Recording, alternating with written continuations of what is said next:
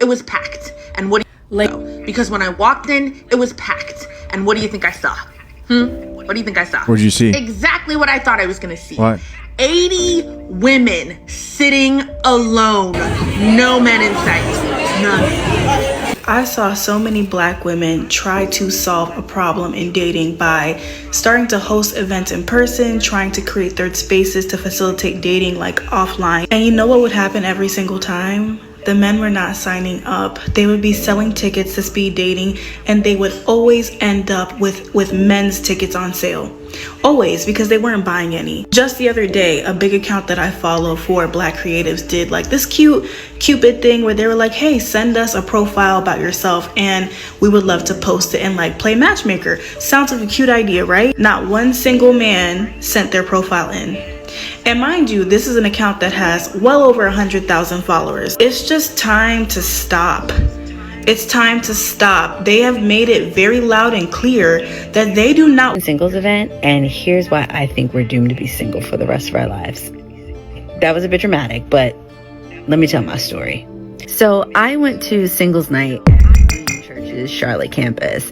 Now, I don't go to that church, but I started following Pastor Steven since he was a guest pastor at my church earlier this month. And when I found out that he was writing a book on dating and relationships, I was interested because, listen, your girl could use some divine intervention in that area. But I'll be honest, I didn't want to go at first. I figured it's a Christian singles event. It's going to be 50, 11 women there and like 2 men. Plus, they were advertising it as a conversation that you wouldn't expect to have at church. And I thought, I've heard enough of those modern dating and relationship podcasts. I don't need to hear any more, especially not with a biblical spin. Instead of having meaningful conversations about finding and building Christ-centered relationships, we just left the event. So I think we were just saying that we think that we've actually hit rock bottom.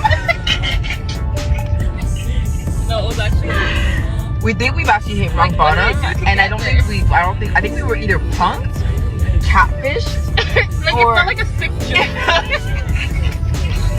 And my spirit, while I was there, my spirit told me, no mas, por favor. I am not going to no more of these. Okay? That rhymed. Period. I'm not going to anymore, and here's why. So that singles event was cool because they actually had a mix and mingle session at the end where they put us in a very cool atmosphere for people to talk and meet with each other. Although there was like 3 men there and 300 women, I loved the fact that they did that. I thought that was really cool. But my thing is, you go to one single event, you go to them all. They got the same message, and I'm going to tell y'all what they be saying so that you can know ahead of time. If you feel like you're called to go, go. If you feel like the Lord is telling you to go, go. If you've never been, go. If you want to mix and mingle with other single people, go. But let me tell you, this is going to be the singles conference starter pack. I'm going to tell you what you're going to get. Okay? I'm going to get hate for this, but whatever. I approached a Black man this week at like a dating event, and he was not interested in me, and that by itself is like not a great story, right? I tried to shoot my shot, he was not interested, I moved on. But immediately after I walked away from this man, he went up to a group of 5 white women and he introduced himself to all of them. And then I kind of observed out of like the corner of my eye for the rest of the evening, this man was only going up and talking to different white women. Later that night, another very attractive Black man came in, the exact same thing, only talked to the white women that were in the room. There were maybe 6 or 7 Black women throughout, and I could tell. I would look over at the Black women occasionally, they would be looking, we would all be observing the same thing. We're all thinking the same thing, right?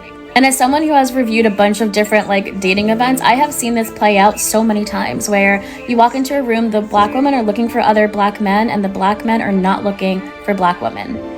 Unless the host of the event is like a Black person or a person of color. And as much as I say that I am going to start dating outside my race, my mind, whenever I walk into like... Because when I walked in...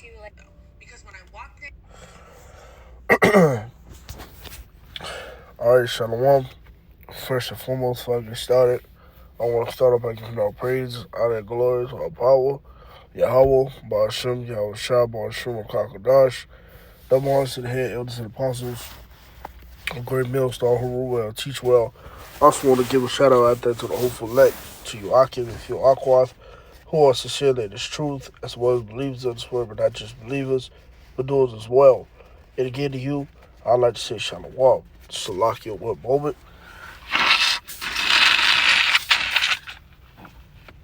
Salakia had to excuse Jake. Goddamn pollen kicking my ass, but hey, that don't stop the word of the Lord coming out. But just going into this particular lesson, as you can see the title of this one, her time is up. All right, her time is up, and obviously dealing with the so-called Black, Latino, or Native American woman, really dealing with the women in general. Okay, feminism is coming to an end. All right, as prophecy lay hold upon the planet Earth. Hey, man, and I'm going to say it just like this. You bitches' world is coming to an end, man. All right, your world is coming to an end. Okay, and that doesn't mean the whole entire Earth is finna, just blow up into pieces. No, that just means your world, all right, particular, your feminism, your world of feminism is coming to an end, man. All right, that shit is finna be thrown out the window. All right, as you can see, that it's been revealed that men truly have the power. Okay, men is truly in control. Men are truly the prize, because guess what? Here it is. You got these women complaining all because they're not being chosen. All right, and you're gonna have much more of this play out in the time of Jacob's trouble. Okay, the horrific times, the very, very horrible times that we are coming into. All right, well, a lot of women is going to be cast out, okay, and are going to become spoiled, all because what? They trusted in this system. Matter of fact, let's start here at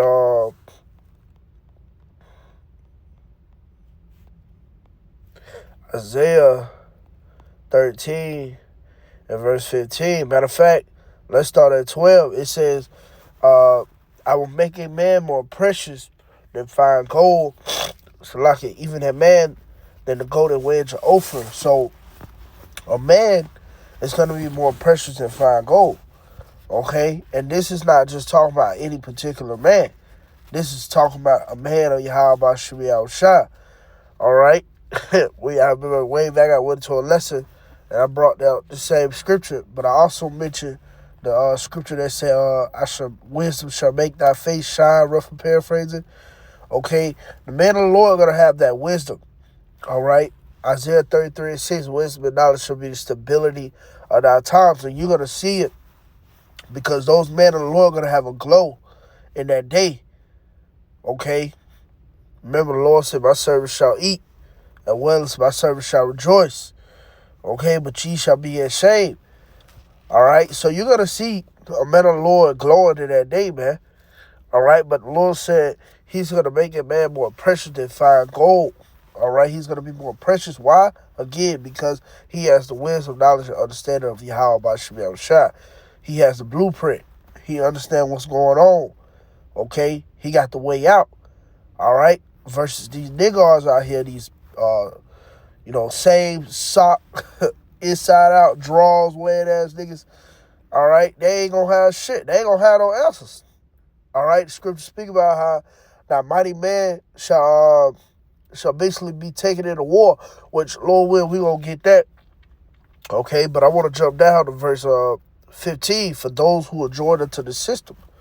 All right, and this is often prophesied unto you women, man. All right, y'all think over here in Great Mill, so, they just hate women, they just some women haters. Oh, what the fuck, you think we some weirdos? Oh, man, at the end of the day, it's really love, because it's we're protecting you. All right, we're the watchman. Okay, is that not what your man's supposed to do? Okay, lead and correct you, watch over you and protect you. All right, so as the prophets of the Lord, that's what we doing. All right, we watching over you. We telling you, hey, you better, you ain't exempt either, because Esau Edom, he make y'all to be exempt through every goddamn situation and problem throughout this fucking world, man. All right, throughout this kingdom. Okay, but women, they got that victim card that they can use, and get away with shit, man. A woman can claim great, and they can go to prison for however long, man. you know, for the rest of his life. And he ain't even, you know what I mean? He ain't even do nothing to him. All right? Like I said.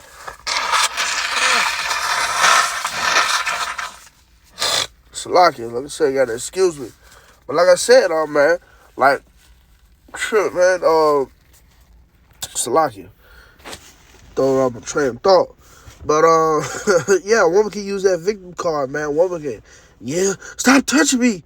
You know, niggas will come to her defense, man. Weak-ass simps will come to her defense. Hey, man, don't be doing that, man. But guess what? All that shit for the end, man. All that shit for the fucking end, man. You niggas, you simps, you weak-ass simps finna be destroyed, and you women finna be brought low, as well as be destroyed. Okay? But let's continue. This is Isaiah 13 and verse 15. Everyone that is found shall be thrust through, and everyone that is joined unto them shall fall by the sword. Their children also shall be desolate, shall be dashed to pieces before their eyes. Their houses shall be spoiled, and their wives ravished. So it's going to be a lot of ravisher in that day too, man.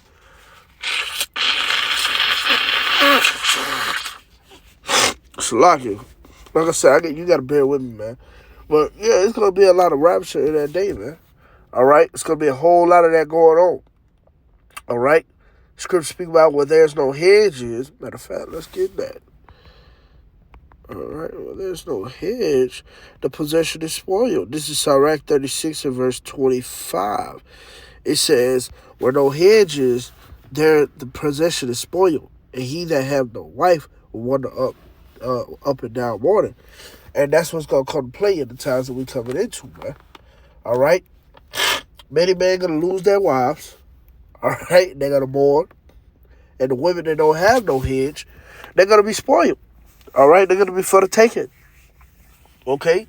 All because you trust in your pride. Okay? You trusted in the system. Okay? Which caused you to have pride. But remember the scripture say, pride go before destruction. And a haughty look before a fall. All right? So the Lord is finna bring you women low, man. Bring you low to the ground. Your time is up. Okay? It's over with. All right? It's being revealed that men are the prize, okay? And it's nothing you can do about it, okay? Because what? It's the truth, all right? It's the truth. Let's get this, and I'm going to get ready to close it out. I ain't going to have it too long, man. Let's get Isaiah.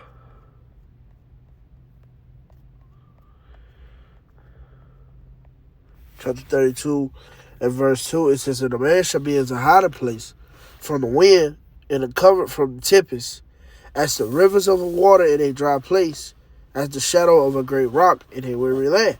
So yeah, man is going to be a hiding place. Again, this is not just any ordinary man. This is talking about a man of the Lord. All right, man of Yahawashi. Okay, he's going to be a hiding place. All right, he's going to keep you. He's going to keep you from all the same perils. Okay, as well as the nuclear destruction, okay, if he of the elect, all right? But again, hey, the men of the Lord are the prize, man, okay? They are the prize. They are the ones who you're going to need and have to land on. That's why Isaiah 4:1 is going to be so heavy in that day, man. And it's coming. Like the beloved elder Apostle Hall said, hey, it's coming, brothers. It's coming, man. All right, we're quickly approaching that time. But see, the thing is, a lot of you women will not be chose, man. You will not be chose, all right, for your pride. Okay, matter of fact, I can close it out with this. Let me see. Because this is prophecy as well. All right, this is 2nd Esdras 15 and verse 49. It says, I will send plagues upon thee, widowhood, poverty, famine, sword, and pestilence, to waste our houses with destruction and death. Okay? Widowhood is going to be brought upon this place. Widowhood is going to be brought upon this place, man.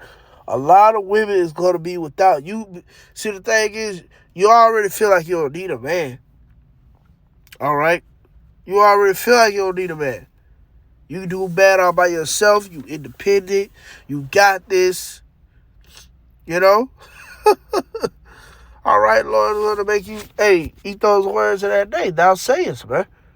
All right, thou sayest. So, yeah, we're going to leave with that, man. I'm going to play one more clip. But before I end it off, I'm going to give all praise, all that glory to Yahawah, should be Yahawashi. All right, double honors to the head elders and apostles of Great Millstone who will teach well. I also want to give a shout out there to the hopeful elect, to Yahawah, who are sincere in his truth, as well as believers in his word, but not just believers, but doers as well. And again, to you, Lord, will this lesson was edified. So next time, I'll let you say, Shalom.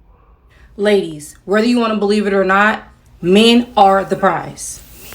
Now, there's thousands of reasons why men are the prize, and there's a lot of supporting facts as to why men are truly the prize. But I'm going to give you guys just a few just so you can understand where I'm coming from. One of the reasons that we can start off with is just the simple one, supply and demand. There are groups of women out here that fight over and also share men. You show me a group of men that have to fight over women and also share their women. There's also thousands of videos of 80% of women wanting to be with 10% of men. So look at it as this. Even if those 10% of men was to marry all the women, there'll still be millions of women by themselves lonely. As I've said before, men hold the key to relationships and marriages. Us as women only give access to sex. With men holding the key to relationships, it also comes with a few things. It comes with masculinity, it comes with resources, and it also comes with the ability to provide, which is some of the few things that women look for from a man. That's my opinion. I believe men are the prize. So stop asking these men what can they bring to the table. If anything, bring a resume with you and tell him why he should pick you over thousands of women. Ladies, whether